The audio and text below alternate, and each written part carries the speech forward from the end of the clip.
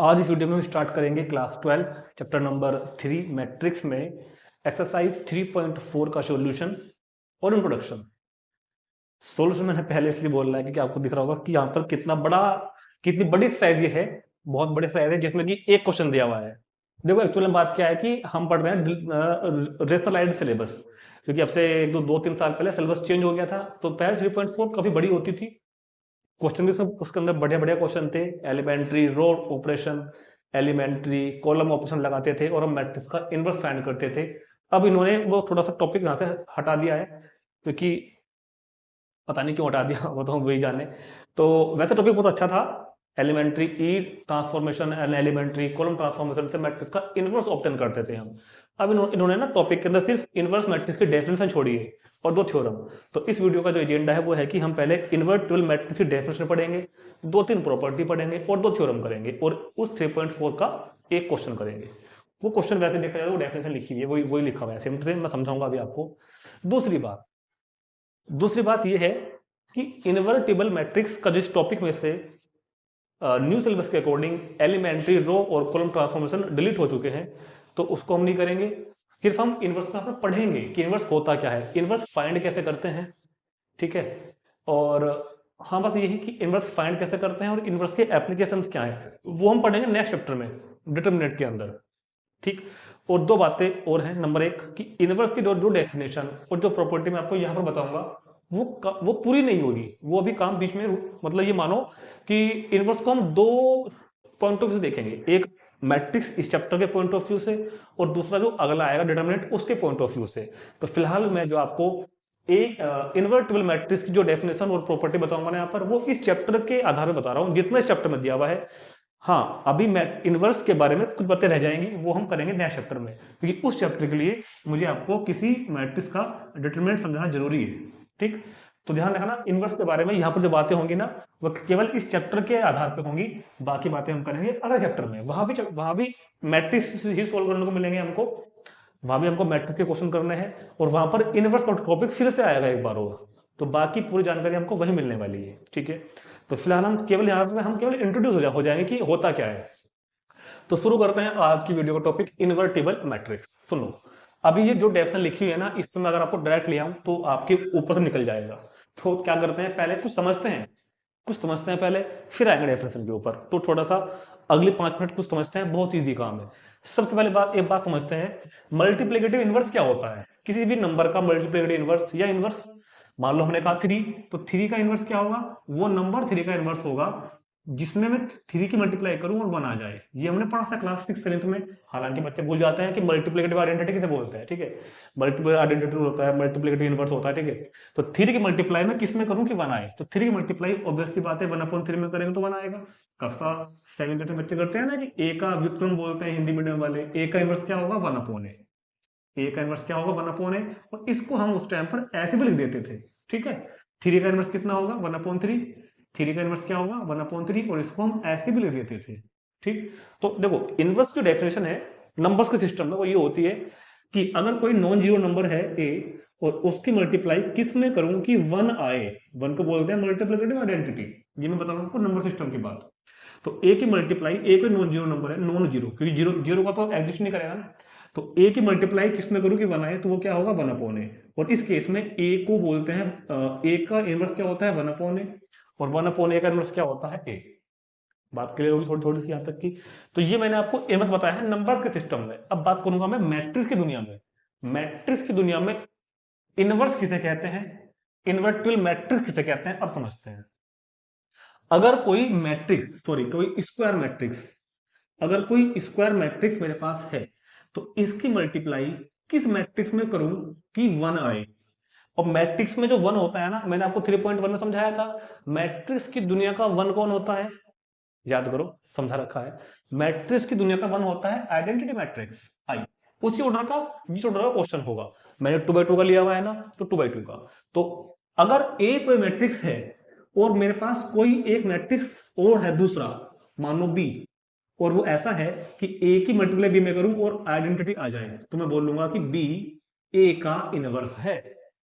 दोबारा सुनो, अगर ए कोई मैट्रिक्स है, ए कोई स्क्वायर मैट्रिक्स है, अगर ए कोई स्क्वायर मैट्रिक्स है तो अब ठीक है, तो कोई ऐसा मैट्रिक्स जिसकी मल्टीप्लाई मैं ए में कर दूं और आई आ जाए, तो मैं बोलूंगा कि ये जो बी है ना, ये इसका इनवर्स है। और सिर्फ इतना नहीं, उल्टा भी होना जरूरी है बाबू, उल्टा भी होना जरूरी है। ए बी की मल्टीप्लाई करके आई आए, बी ए करके भी आई ही आए, क्योंकि matrix multiplication is not commutative, ये हम पहले पढ़ चुके हैं। ए की बी में करके आई आना चाहिए, बी की ए में करके भी आई आना चाहिए। अगर ऐसा आ रहा है तो हम बोलेंगे कि ए इनवर्टिबल है। देखो इनवर्टिबल का जो दूसरा सिंपल सी भाषा में बताऊं ना मैं तुम्हें, जैसे हमने इनवर्टिबल फंक्शन पढ़ा था चैप्टर नंबर 1 के अंदर पढ़ा था, इनवर्टिबल फंक्शन, वो फंक्शन जिसका इनवर्स एग्जिस्ट करता हो। इनवर्टिबल मैट्रिक्स मतलब सिंपल सी बात है, इनवर्टिबल मैट्रिक्स जिसका इनवर्स एग्जिस्ट हो, मतलब हम फाइंड कर पाए, क्योंकि सभी मैट्रिक्स के इनवर्स फाइंड नहीं कर पाते, वो हम पढ़ेंगे अगले चैप्टर में। सिंगुलर मैट्रिक्स आएगा, नॉन सिंगुलर मैट्रिक्स आएगा, वहां पर पढ़ेंगे हम इस चीज को कि हर स्क्वायर मैट्रिक्स का इनवर्स एग्जिस्ट नहीं होता, किसी किसी का होता है। तो कुल मिला के जिस मैट्रिक्स का इनवर्स फाइंड हो जाता हो या एग्जिस्ट करता हो, उसको बोलते हैं इनवर्टिबल मैट्रिक्स। ठीक, चलो जी, ये बात समझ में आ गई तो बच्चों के। अब इधर देखो, मैंने क्या कहा, ए कोई मैट्रिक्स है, ए कोई स्क्वायर मैट्रिक्स है, बी भी कोई स्क्वायर मैट्रिक्स है। देखो स्क्वायर मैट्रिक्स के बारे में मैं जोर इसलिए दे रहा हूं बार बार, क्योंकि रेक्टेंगुलर मैट्रिक्स अगर है ना, तो उसका इनवर्स फाइंड नहीं होता, कभी भी नहीं होता रेक्टेंगुलर का। हम पढ़ेंगे अभी, मैं बताऊंगा अभी इसका आगे। फिलहाल एक बात समझो, ये ए है, ये बी है। मैंने कहा ए बी की मल्टीप्लाई करो, ए की बी मल्टीप्लाई करो, करता हूँ डायरेक्ट, इस रो किस कॉलम में करूंगा, तो 2 2 जा 4, 3 1 जा 3, 2 3 जा 6, 3 2 जा 6, 1 की 2 में 2, और 2 की -1 में -2, 1 की -3 और 2 4। थोड़ा तेजी पे कर दी क्योंकि अब आप लोग मल्टीप्लाई करने जान गए होंगे। तो 4 -3 1, ये 0, ये 0, ये 1। बताओ ए की बी में मल्टीप्लाई करके I2 यानी कि आइडेंटिटी मैट्रिक्स आ गया क्या।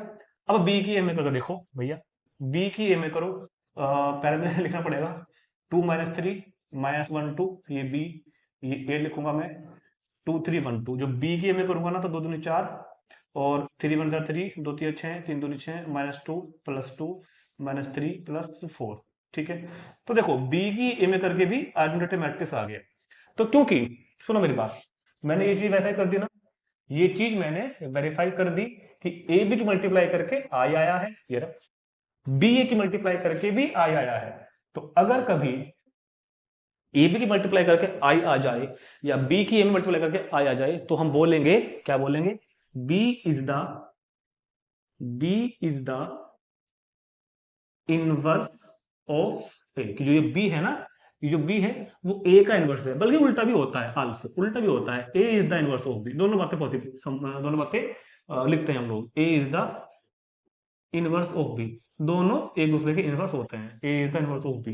भाई यहाँ पे ऐसे तो होता है, अगर 5 की मल्टीप्लाई करके 5 की मल्टीप्लाई 1/5 में करके 1 आ रहा है, या 1/5 की मल्टीप्लाई 5 में करके 1 आ रहा है, तो 5 is the inverse of 1/5 and 1/5 is the inverse of 5। ऐसे यहाँ पे है, अगर ए की मल्टीप्लाई बी में करके आइडेंटिटी मैट्रिक्स आई आ रहा है, या बी की ए में करके आई आ रहा है, तो हम बोलेंगे B is the inverse of A and A is the inverse of B.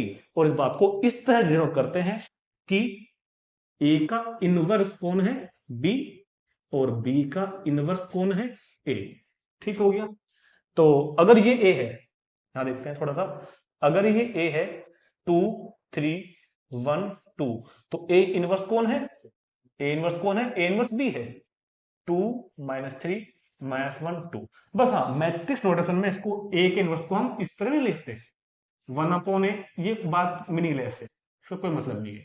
Matrix के जो नोटेशंस हैं उसमें डायरेक्ट हम ए के इनवर्स को ए इनवर्स ही लिखते हैं, 1/a नहीं लिखा करते हैं यहाँ पे हम, है ना। नहीं कभी आपने देखा होगा कभी लिखा हुआ कि 1 के अपॉन में कोई मैट्रिक्स, हमने मैट्रिक्स की एडिशन की है, सब्ट्रैक्शन की है, मल्टीप्लिकेशन की है, हमने इस तरह का कंसेप्ट डिवीजन वगैरह नहीं देखा मैट्रिक्स में कभी भी। ठीक है, तो समझ में आ गया होगा ना कि मैट्रिक्स के इनवर्स ऑफ मैट्रिक्स का क्या मीनिंग है। अगर दो मैट्रिक्स हैं, दो स्क्वायर मैट्रिक्स हैं, और एक बी में करके भी आए, देखो दोनों होने जरूरी है, कभी मत कौन सोचना कि इसकी करके आ गया तो ये इन्वर्टिबल हो जाएगा, दूसरा भी जरूरी है, दूसरा भी जरूरी है। ठीक, ऐसी सिचुएशन बन जाती है कई बार कि ए बी की तो करके आई आ रहा है मगर बी की करके आई नहीं आ रहा है, तब नहीं होगा। तो यही सब बातें जो समझाइए यहाँ पर डेफिनेशन की फॉर्म में लिखी हुई है, तो हमको इन्वर्टिबल मैट्रिक्स की डेफिनेशन समझनी जरूरी है। समझते हैं एक बार इन्वर्टिबल मैट्रिक्स। चलो if A is a square matrix, इस बात को थोड़ा ध्यान रखना, स्क्वायर मैट्रिक्स का ही इनवर्स पॉसिबल होता है, रेक्टेंगुलर का नहीं होता। अभी एक्सप्लेन करूंगा इस बात को भी। If A is a square matrix of order M, A कोई स्क्वायर मैट्रिक्स है ऑर्डर एम का, जिसका ऑर्डर एम है 2x2 का होगा या 3x3 का होगा, and if there exist another square matrix B, अगर ए कोई स्क्वायर मैट्रिक्स है और एक बी मैट्रिक्स और एग्जिस्ट कर रहा है इस तरीके से of the same order, such that कि ए बी और बी की मल्टीप्लाई आ जाए, ए की बी में और बी की ए में करके अगर आ जाए, then B is called inverse matrix of A, तो बी को ए का इनवर्स बोलेंगे, and it is denoted by A inverse, और इसको डिनोट करेंगे ए इनवर्स से। और अब ए को बोलते हैं A is said to be invertible, कि ए इनवर्टिबल है, यानी कि ए का इनवर्स फाइंड किया जा सकता है। इसको फाइंड कैसे करेंगे वो हम सीखेंगे नेक्स्ट चैप्टर में। अभी मैं आपको इनवर्स फाइंड करना नहीं सिखाऊंगा यहाँ पर, क्योंकि वो हमारे इस चैप्टर से सिलेबस से हट चुका है, एलिमेंट्री ट्रांसफॉर्मेशन वगैरह हट चुके हैं। अब इन्वर्टिबल किसी मैट्रिक्स का इनवर्स फाइंड करने का एक दूसरा मेथड है एडजॉइंट वाला, वो हम करेंगे नेक्स्ट चैप्टर में। तो फिलहाल हम इनवर्स समझ रहे हैं खाली होता क्या है। अभी अगर मैं कहूँ ना कि ये ए है, अगर मैं फिलहाल ये कहूँ कि ये ए है और ए का इनवर्स फाइंड करो, तो कैसे करेंगे वो देखेंगे हम नेक्स्ट चैप्टर में, अभी नहीं कर पाएंगे। फिलहाल मैंने आपको समझा दिया कि ए इनवर्स का मतलब क्या है, मैट्रिक्स ए इन्वर्टिबल है इस बात का मतलब क्या है, इनवर्स का मतलब क्या है कि ए की बी में मल्टीप्लाई करो, बी के में मल्टीप्लाई करो, अगर आई आ गया तो इन दोनों को एक दूसरे का इनवर्स मैट्रिक्स बोलते हैं, ठीक है। और इस स्थिति में ए होता है इन्वर्टिबल मैट्रिक्स, मतलब जिसका मैट्रिक्स जिस मैट्रिक्स का इनवर्स फाइंड हो सकता है, इस दुनिया में एग्जिस्ट करता है, उसको बोलते हैं इन्वर्टिबल मैट्रिक्स। अगर किसी मैट्रिक्स का इनवर्स एग्जिस्ट नहीं करता है तो इट इज नॉट इन्वर्टिबल, ठीक। तो 3.4 का जो एकमात्र एमसीक्यू क्वेश्चन बचा है वो देख लेते हैं एक बार, यहाँ सामने आ रहा होगा आपके कि matrix A and B will be inverse of each other only if, कि क्या कह रहा है कि मैट्रिक्स ए और बी एक दूसरे के इनवर्स कब होंगे, भाई तभी तो होंगे जब A B is equal to B is equal to I होगा, तो मतलब ऑप्शन नंबर डी, ठीक है ना। ऑप्शन नंबर क्या हो जाएगा इस क्वेश्चन का, डी। तो 3.4 का सॉल्यूशन तो पूरा हो गया भाई, डी तो लिखा है उसने, A B is equal to B is equal to अगर आई होगा तभी तो हम ए और बी को एक दूसरे के बोलेंगे ना। तो इन्वर्टिबल मैट्रिक्स के डेफिनेशन समझा दी, क्वेश्चन करा दिया। अब कुछ बातें जो हमने ऑब्जर्व करी है वो देखेंगे पहले तो, फिर तो थ्योरम करेंगे, तो इसको नोट करो पहले। तो बात ये ऑब्जर्व करी हमने नंबर 1 कि ध्यान रखना कि अगर कभी A B is equal to B A is equal to I है, then A and B is inverse of each other. बल्कि ये बात अभी इनकम्प्लीट है, ऐसे लिखो, for square matrix A and B, for square matrix A, for square matrix A and B. Square matrix A और B के लिए बता रहा हूं खाली, अगर ए और बी की मल्टीप्लाई करके कभी आई आ गया और बी और ए की मल्टीप्लाई करके कभी आई आया, तो ए और बी क्या बोले जाएंगे, इनवर्स ऑफ ईच अदर, यानी कि A is the inverse of B बोला जाएगा, A is equal to inverse of B और B is equal to inverse of A, ठीक है, दोनों दूसरे के इनवर्स होते हैं। Number 2, rectangular matrix, rectangular matrix, तो रेक्टेंगुलर मैट्रिक्स के क्या होते हैं, रेक्टेंगुलर मैट्रिक्स के कभी भी इनवर्स हो ही नहीं सकते, बताता हूं कैसे। Rectangular matrix does not possesses, rectangular matrix does not possesses inverse, rectangular matrix के इनवर्स कभी हो ही नहीं सकते, ठीक है। सुनो क्यों, अब बात तो सुनो। अगर कभी कोई रेक्टेंगुलर मैट्रिक्स है और सपोज करो उस रेक्टेंगुलर मैट्रिक्स की, ठीक है, कोई मैट्रिक्स ए है और उसकी बी में मल्टीप्लाई करके, भाई सुनो, क्या ऐसा पॉसिबल है क्या, मैं ये बात जानना चाह रहा हूं कि ए कोई मैट्रिक्स है 2/3 ऑर्डर का, देखो रेक्टेंगुलर है ना, और बी भी कोई मैट्रिक्स है 3/2 का, देखो ये भी रेक्टेंगुलर ही है, तो ए का ऑर्डर कितना है 2/3, बी का ऑर्डर कितना है 3/2, बात समझ में आ गई इतनी। अगर इनकी मल्टीप्लाई करके जो मैट्रिक्स आएगा ए बी, वो किस ऑर्डर का आएगा 2/2 का, तो मतलब ये पॉसिबिलिटी तो है कि वो आई इस फॉर्म में आ सकता है, ठीक। तो अगर कभी अगर कभी दो रेक्टेंगुलर मैट्रिक्स हैं, अगर कभी दो रेक्टेंगुलर मैट्रिक्स हैं और उनकी मल्टीप्लाई करके आई आ भी गया और बी की में कभी आई ए आ भी गया, तब भी हम ए और बी को इन्वर्टिबल नहीं बोलेंगे। पूछो क्यों? रेक्टेंगुलर मैट्रिक्स, रेक्टेंगुलर मैट्रिक्स के इनवर्स कभी हो ही नहीं सकते। उसका रीजन है, उसका एक रीजन है, सुनो क्यों। रीजन क्या है? मेन रीजन तो ये है, अगर ए कोई रेक्टेंगुलर मैट्रिक्स है 2/3 का, तो इसका जो इनवर्स होगा, देखो इनवर्स में हमेशा ऑर्डर चेंज हो जाता है जब इनवर्स फाइंड करते हैं, तो इसका जो इनवर्स बी होगा ना, उसका ऑर्डर कितना होगा? 3/2 का। बल्कि ये तो मैं गलत बता रहा हूँ बात, ये तो संभावना होगी ही नहीं, इनवर्स फाइंड होगा ही नहीं। और इनको इसका इनवर्स एग्जिस्ट होने के लिए दोनों का ऑर्डर सेम होना जरूरी है, जो कि सेम कभी हो ही नहीं सकता। समझ आ रही है कोई बात? तो इसलिए रेक्टेंगुलर मैट्रिसेस में पहली बात तो आइडेंटिटी मैट्रिक्स बन के आएगा ही नहीं आपका, तो रेक्टेंगुलर मैट्रिक्स में कभी भी इनवर्स पॉसिबल नहीं होता। हालांकि अगर ये आ भी गया तब भी नहीं होगा, पहले तो ये आएगा ही नहीं, केवल एक ही आएगा, दूसरा तो बिल्कुल भी नहीं आएगा। पूछो कैसे? पूछो कैसे? अगर ए, मान लो ए है, मान लो ए की मल्टीप्लाई बी में करी, तो किस ऑर्डर का बन के आया था? ए बी किस ऑर्डर का बन के आया? अभी अभी हमारे पास 2/2 का बन के आया। जरा बताना, बी ए किस ऑर्डर का आएगा? बी ए किस ऑर्डर का आएगा? 3/2 और 2/3। देखो बी ए आ जाएगा 3/3 ऑर्डर का। तो जब ए बी 2/2 का आएगा और बी ए 3/3 का आएगा, तो ये इक्वल कहां से हो जाएंगे एक दूसरे के? तो ए बी और बी इक्वल तो नहीं हो सकते ना भाई। यहाँ पे जो ए बी आएगा वो 2/2 का, वो तो 2/2 का आएगा। यहाँ पे जो ए बी आएगा वो तो 2/2 का आएगा। यहाँ पे जो बी ए आएगा वो 3/3 का आएगा। तो ये इक्वल थोड़ी होगी है। मैट्रिक्स का इक्वल होने के लिए उनके ऑर्डर भी तो होने जरूरी है, इक्वल होने जरूरी है ना। तो इस ये रीजन है मेन कि रेक्टेंगुलर मैट्रिसेस का इनवर्स पॉसिबल नहीं होता कभी। अगर उन्होंने ये कंडीशन सेटिस्फाई कर भी दी तो भी नहीं होगा, क्योंकि पक्का है कि ये दोनों हमेशा अलग अलग ऑर्डर्स के आएंगे। तो इतनी ज्यादा डेप्थ में नहीं जाना, फिलहाल बस ये याद रखो कि रेक्टेंगुलर मैट्रिसेस के ऑर्डर, सॉरी, इनवर्स एग्जिस्ट नहीं करते कभी भी, ठीक, किसी भी हालत में, केवल स्क्वायर मैट्रिक्स के करते हैं। तीसरी बात, मैंने बताया था कि मैट्रिक्स की दुनिया का जो वन है, वन, वो कौन होता है? Identity matrix. अगर क्वेश्चन 2 ऑर्डर का है तो 2/2 का, 1 0 0 1, 3 ऑर्डर का है तो 3/3 का।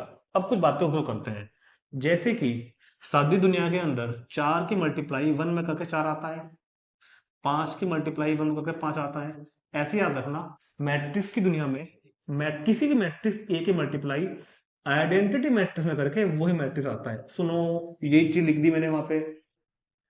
नंबर्स की दुनिया में 5 एकम 5 होता है ना, तो मैट्रिक्स की दुनिया में ए बन जा ए होता है। ये मैट्रिक्स की दुनिया का वन है, ए इंटू आई इक्वल टू, चाहे तो कभी करके देख लेना। उल्टा भी होता है, आई की मल्टीप्लाई ए में करोगे तो ए आएगा, ठीक। अभी समझ जाओ, किसी नंबर की मल्टीप्लाई उसके इनवर्स में करके क्या आता है? सादी दुनिया के अंदर 1 आता है। ऐसे ही किसी मैट्रिक्स की मल्टीप्लाई उसके इनवर्स में करके 1, और मैट्रिक्स की दुनिया का 1 आई। समझ में आ गई बात? किसी नंबर की मल्टीप्लाई उसके इनवर्स में करके 1 आता है ना, हम तो वही लिखा हुआ है। ए की मल्टीप्लाई ए के इनवर्स में करोगे तो आई आएगा, क्योंकि आई ही कौन है? मैट्रिक्स की दुनिया का 1, और उल्टा भी, और इसका उल्टा भी। तो ये बातें जरा ध्यान रखना, ये हमको थ्योरम करने में हेल्प करेंगी। इस को मिला बस ये मान लो, इनको रटना नहीं है, इन बातों को भी रटना नहीं है, बस ये मान लो आई जो है वो मैट्रिक्स की दुनिया का 1 है। आई कौन है? मैट्रिक्स की दुनिया का 1 है, ये बात ध्यान रख। जो काम 1 का इस दुनिया में होता है वही काम आई मैट्रिक्स की दुनिया में करेगा, ठीक। तो फिलहाल तो इतना ही बताना था इन्वर्टिबल मैट्रिक्स और इनवर्स ऑफ मैट्रिक्स के बारे में। हाँ, अभी कुछ बातें रह गई हैं, सिंगुलर मैट्रिक्स और नॉन सिंगुलर मैट्रिक्स, इसका कंसेप्ट हम समझेंगे नेक्स्ट चैप्टर में। तो वहीं पर हम इनवर्स मैट्रिक्स के तार को एक बार फिर से छेड़ेंगे वहीं जाके, ठीक। फिलहाल हम शुरू करते हैं, 2 थ्योरम करनी है हमको, बहुत इंपॉर्टेंट थ्योरम है, उनको देखते हैं और फिर इस टॉपिक में बस इतने रखेंगे। देखते हैं नेक्स्ट थ्योरम। तो इस वीडियो की पहली थ्योरम है और चैप्टर की तीसरी थ्योरम है, 2 हम पहले कर चुके हैं। इसका नाम है यूनिकनेस ऑफ इनवर्स। क्या नाम है थ्योरम का? Uniqueness of inverse. मतलब ये कह रहा है कि किसी मैट्रिक्स का इनवर्स यूनिक होता है। मतलब ऐसा नहीं है कि मैं किसी मैट्रिक्स का इनवर्स फाइंड करूं तो कुछ और आएगा और तुम किसी मैट्रिक्स का इनवर्स फाइंड करो तो कुछ और आएगा, नहीं। एक ही मैट्रिक्स का इनवर्स अगर हर दुनिया का हर आदमी फाइंड करे तो सबका आंसर एक ही आएगा। मतलब ये कह रहा है कि किसी मैट्रिक्स का इनवर्स यूनिक होता है, एक ही होता है। जैसे कि 6 का इनवर्स क्या होता है? 6 का इनवर्स क्या होता है? 1/6। तो ये यूनिक है ना। 6 का इनवर्स 1/6 के अलावा कुछ और भी होता है क्या? नहीं। ऐसे ही किसी मैट्रिक्स का इनवर्स भी यूनिक होता है, ये हमको प्रूव करना है कि मैट्रिक्स ए का इनवर्स सिर्फ यूनिक होगा, यानी कि अलग आ रहा है, कभी कुछ आ रहा है, कभी कुछ हो रहा है। इसको बोलते हैं यूनिकनेस ऑफ इनवर्स। तो inverse of square matrix if it exist, अगर वो एग्जिस्ट कर रहा है, क्योंकि कई बार इनवर्स एग्जिस्ट भी नहीं करता, हो सकता है कि स्क्वायर मैट्रिक्स का भी इनवर्स एग्जिस्ट ना करे। वो हम पढ़ेंगे नेक्स्ट चैप्टर के अंदर कि किस स्क्वायर मैट्रिक्स की वो क्या कंडीशन है, कि वो क्या कंडीशन है कि किसी मैट्रिक्स का, यानी कि किसी स्क्वायर मैट्रिक्स का इनवर्स एग्जिस्ट करता है या नहीं। देखो, अगर मैं कभी भी मैट्रिक्स का मैं बोल रहा हूँ ना, तो ये बात अंडरस्टूड है कि वो स्क्वायर मैट्रिक्स ही है, क्योंकि रेक्टेंगुलर के तो होते ही नहीं है। ठीक है, तो हमने मान लिया कि let it possible, let if possible, हमने क्या कहा, क्या हमने कहा कि let if possible B and C are two inverse of A. हमने कहा कि बी और C are two inverse of A, कि बी और सी जो मैट्रिक्स हैं दो अलग अलग इनवर्स हैं ए के।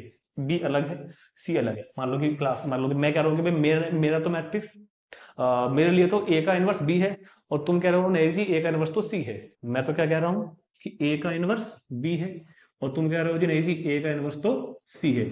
और मैं अभी दिखा दूंगा कि बी और सी इक्वल है, ये मैं अभी प्रूव कर दूंगा। तो यूनिकनेस प्रूव हो जाएगी ना। मैं कह रहा हूँ कि ए का इनवर्स बी है, तुम कह रहे हो नहीं जी ए का इनवर्स सी है, मैं कहूंगा देखो दोनों इक्वल है। अभी देखो जरा, तो क्या कहा हमने, let if possible B and C are two inverse of A. हमने क्या कहा कि बी और सी इनवर्स किसके हैं? ए के। अब सुनो, बहुत ध्यान से सुनना, क्योंकि B is the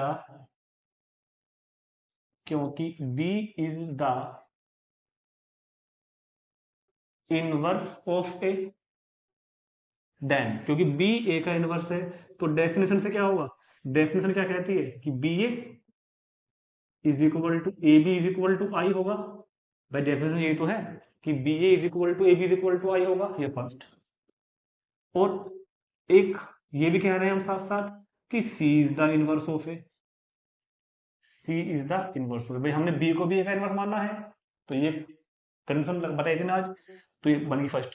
C B A का इनवर्स है, तो क्या होगा, C A is equal to A C is equal to I. यहां तक कोई डाउट किसी को हो तो बताओ। भाई बी ए का इनवर्स है तो B A is equal to A B is equal to I होगा, सी बी ए का इनवर्स है तो C A is equal to A C is equal to I होगा। मेरा टारगेट क्या है, मेरा टारगेट है बी और सी को इक्वल प्रूव करना। अब सुनो मैं कैसे करता हूँ, कंसीडर करता हूँ बी, कंसीडर क्या करता हूँ मैं, बी, और मैं अभी ला दूंगा कि बी सी के बराबर है। अभी दिखाना कैसे लाता हूँ। क्या मैं बी को, अच्छा ये मैंने लिखा हुआ है पिछली बातें जो मैंने अभी आपको थोड़ी देर समझाई थी, मैं इधर लिख दिखाता हूँ। ठीक है, क्या मैं बी को बी आई लिख सकता हूँ क्या, बी आई? अरे भाई 5 को 5 गुना 1 नहीं लिख सकते क्या? आप भी समझा रहा था कि किसी मैट्रिक्स बी को बी आई लिख सकते हैं, 5 को 5 गुना 1 लिख सकते हैं, तो बी को क्या लिख सकते हैं हम, बी आई। बी को हम क्या लिख सकते हैं, बी आई। अब इस वाले आई को, जो ये वाला आई है, इस वाले आई को ए सी लिख दो सेकंड से। इस आई को हमने क्या लिख दिया, ए सी। कैसे लिख दिया हमने इसको, फ्रॉम सेकंड। देखो एक एक स्टेप को ध्यान से समझना, यहाँ पे रटना कुछ भी नहीं है। ठीक, B is equal to B I, उस प्रॉपर्टी से आई को क्या लिखा मैंने, ए सी। अभी बताओ, मैट्रिक्स मल्टीप्लीकेशन एसोसिएटिव होती है, हमने पढ़ा था 3.2 के इंट्रोडक्शन में, ऑपरेशन ऑफ मैट्रिक्स में। बी ए सी को हम ग्रुपिंग चेंज करके बी ए सी लिख सकते हैं क्या, बाय एसोसिएटिव प्रॉपर्टी। वो लिख देना associative property of multiplication of matrix. Matrix multiplication associate होती है, पढ़ा था हमने। अब इस बी ए की जगह फर्स्ट से आई लिख सकते हैं क्या, आई इंटू सी फ्रॉम फर्स्ट। और आई इंटू सी क्या होगा, मैट्रिक्स की दुनिया का वन है, वन इंटू सी मतलब सी। तो बी इज इक्वल टू सी क्या आ गया, बी इज इक्वल टू सी क्या आ गया, तो बस क्या लिख देना, 10 inverse of matrix, inverse of matrix is unique. मतलब मेरा वाला मैट्रिक्स तुम्हारा वाला मैट्रिक्स इक्वल ही है, लड़ाई खत्म, इज यूनिक। ठीक, तो इंपोर्टेंट थ्योरम थी, अच्छी थ्योरम थी, नोट करेंगे। चलते हैं नेक्स्ट थ्योरम पर। तो देखते हैं नंबर 4, थ्योरम नंबर 4। तो ये एक इंपॉर्टेंट प्रॉपर्टी भी है जो क्वेश्चंस में भी हम यूज कर सकते हैं। If A and B are invertible matrix, अगर ए और बी दो इन्वर्टिबल मैट्रिक्स हैं, मतलब जिनके इनवर्स फाइंड हो सकते हैं, तो प्रॉपर्टी ये है कि ए और बी के प्रोडक्ट का इनवर्स इज इक्वल टू होगा बी इनवर्स ए इनवर्स। वही जो ट्रांसफॉर्म होता था, रिवर्सल रूल बोलते थे ना, ए बी का whole inverse is equal to B inverse A inverse. तो इसको हमको प्रूव करना है अभी। तो ये ऐसे प्रूव नहीं होगी कि एलएचएस लेकर चलेंगे और आरएचएस लेकर दिखा देंगे। इसको प्रूव करना तरीका अलग है। सुनो, by the definition of inverse, बहुत ध्यान से समझना, by the definition of inverse of matrix.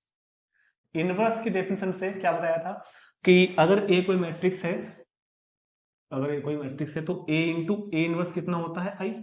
ये तो बताया था। अगर ए कोई मैट्रिक्स है तो ए इंटू ए इनवर्स कितना होगा, आई। अब ए भी कोई मैट्रिक्स तो होता है, ए की मल्टीप्लाई बी में करके क्या आएगा, कोई मैट्रिक्स तो कोई ना कोई मैट्रिक्स तो आएगा भाई। ए भी कोई मैट्रिक्स है, बी कोई मैट्रिक्स है, तो उनका प्रोडक्ट भी एक मैट्रिक्स तो आता है, या कोई साइन चटा थोड़ी आता है निकल के। तो ए बी कोई मैट्रिक्स होगा, तो ए बी मैट्रिक्स और इस ए बी का इनवर्स इज इक्वल टू कितना होगा, आई। ये मैंने ये लिखा है भाई, ये था ए के लिए, यो मैट्रिक्स तो है कोई ना कोई, ए बी भी तो कोई ना कोई मैट्रिक्स ही होता है भाई। ए बी और ए बी का इनवर्स कितना होगा, आई। अब सुनो, प्री मल्टीप्लाइंग प्री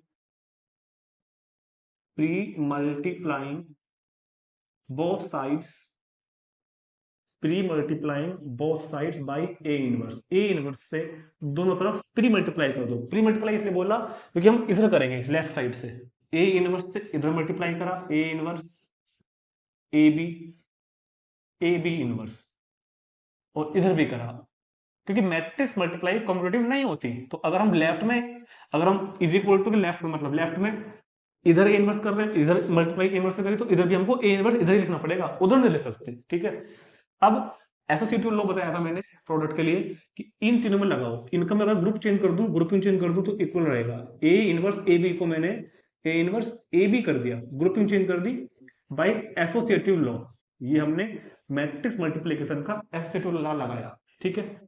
क्या लगाया, बाय एसोसिएटिव लॉ, लिख देना पूरा, बाय एसोसिएटिव लॉ। और जरा ध्यान देना भाई, ए इनवर्स आई क्या होगा, ए इनवर्स की मल्टीप्लाई आई में करके आता है, समझाया था आज। ए इनवर्स की मल्टीप्लाई आई में करके, किसी भी मैट्रिक्स की मल्टीप्लाई, सिंपल सी बात है, किसी भी मैट्रिक्स की मल्टीप्लाई अगर आई में करोगे तो ए इनवर्स आएगा। नहीं समझ में आई ना बात। ये मैट्रिक्स की दुनिया का वन है, वन की मल्टीप्लाई किसी में भी करो वो खुद ही आता है, सिंपल से बात याद रखो, ये मैट्रिक्स की दुनिया का वन है। अच्छा, ए इनवर्स ए क्या होता है, ए इनवर्स ए, देखो ए इनवर्स ए होता है आई, होता है ना आई, तो ये आई बन गया इंटू बी, और ए बी का whole inverse is equal to A inverse. अब ये है वन, मैट्रिक्स की दुनिया का वन है, तो आई इंटू बी क्या बन जाएगा, बी। क्लियर होगी बात। अब फिर से प्री मल्टीप्लाई करो, pre multiplying by B inverse on both side, दोनों तरफ बी इनवर्स से कर दो, B inverse B into A B का inverse is equal to B inverse A inverse. Pre multiply, इधर भी बी इनवर्स से करा पहले, उधर बी इनवर्स से करा। अब ये बी इनवर्स बी क्या बन जाएगा इस प्रॉपर्टी से, बी इनवर्स बी क्या बन जाएगा, आई। तो आई इंटू ए बी का whole inverse is equal to B inverse A inverse. और आई कौन है, मैट्रिक्स की दुनिया का वन, वन की मल्टीप्लाई किसी में भी करो वो खुद आ जाता है नंबर। तो ए बी का inverse is equal to B inverse A inverse. तो हमने बना दिया ना, जो मुझको लगाना था मैंने वो डायरेक्ट बना दिया कि A B inverse is equal to B inverse A inverse. ये क्वेश्चन आपका कंप्लीट, इंपॉर्टेंट थ्योरम है, डायरेक्ट प्रूव करने के लिए 1000 बार आ चुके हैं एग्जाम में, ऐसे लिखा हुआ कि इसको प्रूव करके दिखाओ। तो प्रूव करने के लिए कि प्रूव करने के लिए भी आ जाती है, यूज तो कम करेगी क्वेश्चन में, ठीक है। तो इसी के साथ हमारा ये इंट्रोडक्शन सोल्यूशन वीडियो कंप्लीट हो जाता है। उम्मीद कर रहा हूँ कि आपको ये बहुत अच्छे समझ में आया होगा, जैसा भी फील किया है आपने कमेंट करके बताना। और लगभग टॉपिक खत्म होने हो चुका है, अब तो केवल मिसलेनियस एक्सरसाइज के एग्जांपल ले गए हैं। तो न्यू एनसीईआरटी के अकॉर्डिंग जो भी 2-3 एग्जांपल नए वाले होंगे उनको करेंगे नेक्स्ट वीडियो में, और फिर करते हैं मिसलेनियस का सॉल्यूशन, ठीक है। मिलते हैं नेक्स्ट वीडियो में, थैंक यू।